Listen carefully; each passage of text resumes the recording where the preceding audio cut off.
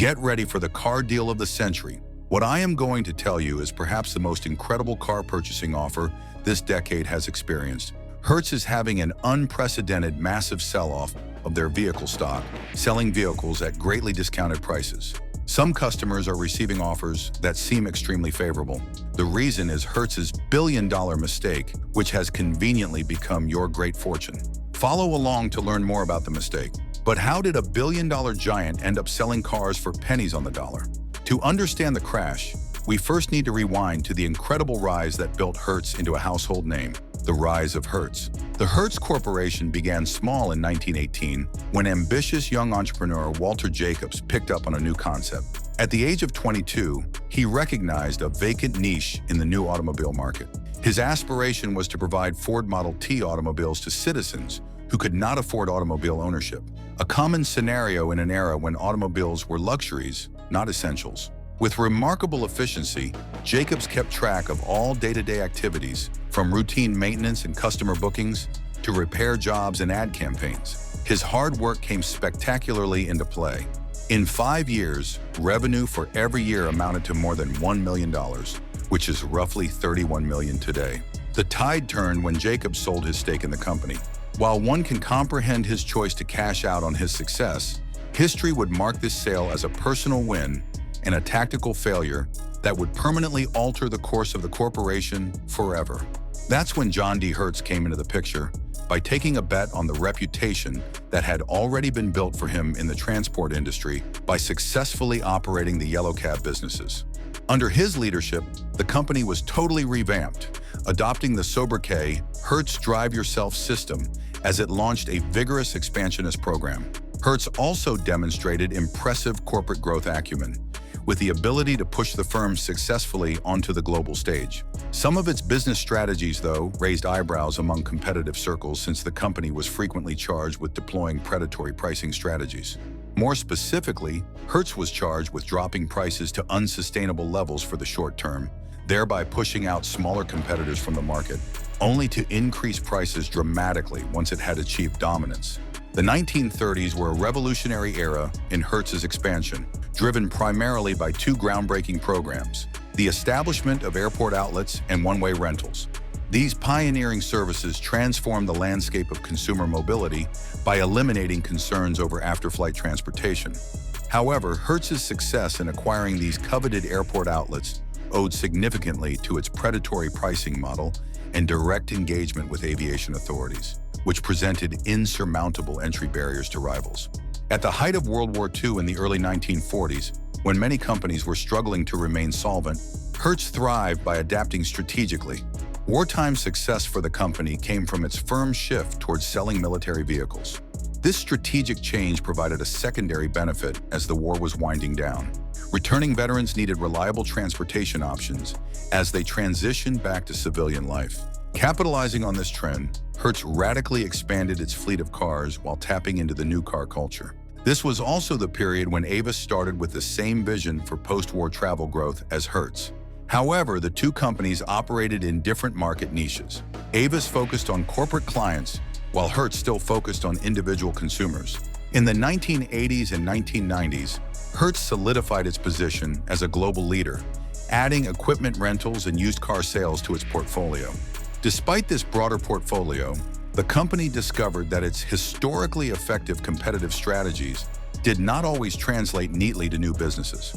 In particular, its foray into used car retailing was tested when customers complained of misleading business practices, including advertised prices that excluded additional fees and last-minute bait and switching of vehicles. Rather than strengthening its position in the marketplace, such issues further eroded public trust in the brand. But bad business practices were only the beginning. What came next would spiral into full-blown legal nightmares, shaking customer trust to its core. Hertz scandals and controversies. Years passed and the rental business engaged more and more in one scandal after another, each one more crippling than the previous one, from having to concern yourself with late charges to clients facing an even worse situation, false accusations of car theft. This became the bitter reality for about 200 Hertz clients. What compounded these situations further was that the company consistently filed stolen vehicle reports despite having valid rental agreements in place, complete with duly signed documents. One of the most disturbing instances involved a military veteran who underwent the harrowing experience of being arrested at gunpoint. The arrest was solely undertaken because Hertz had erroneously labeled the car that he had lawfully rented as stolen. Such incidents were not one-off aberrations. By 2022, Hertz had committed to paying $168 million in monetary compensation to settle claims against more than 360 individuals who had been illegally detained. The majority of victims suffered professional consequences, including losing their employment, with others being publicly humiliated. Many others emerged from these interactions with psychological damage that endured long after, leaving a catastrophic situation that was catastrophic to Hertz's reputation, as well as the well-being of its patrons. Just when everyone thought it couldn't get any worse, a new issue emerged. Even electric vehicle owners began receiving gasoline-related charges. In May 2024, Tesla renters were charged exorbitant amounts for gas purchases. While Hertz attributed this to a mere software glitch and reimbursed customers later, customers couldn't fathom how a company that operates in electric vehicle rentals could commit such a fundamental error. Outside of EV renters, numerous other clients indicated that they were being charged damage estimates for vehicle defects existing prior to their rental visits. Since Hertz could not provide supporting documents for the claims, clients were held responsible for significant sums, frequently hundreds or thousands of dollars. One client provided complete documentation, including photos taken upon vehicle return, conclusively proving that a reported scratch existed prior to them removing the vehicle from the grounds. But reimbursement was received after months of persistence. And as for these extra charges, some tenants were charged exorbitant fees for allegedly exceeding mileage limits when they had contracts that specifically guaranteed unlimited mileage. One customer was charged over $10,000 for allegedly driving 25,000 miles in 1 month, a very excessive mileage. But the contract they signed specifically allowed for unlimited mileage. Although Hertz subsequently acknowledged this as an error and reversed the charges, a pattern emerged of passing the buck. Customers who were facing such issues soon found themselves trapped in an endless loop of frustration. Attempts at communication were consistently foiled. Emails remained unanswered. Calls were redirected or cut off, and online forms of resolving disputes were ineffective. The process was fundamentally defective from the very beginning, and Hertz did not put much effort into streamlining the resolution process. One individual told of how a $300 invoicing error blossomed into weeks of wasted effort, moving from one department to the next without ever getting a resolution. Others shared the same disheartening experiences, characterizing Hertz's customer service machine as completely dysfunctional.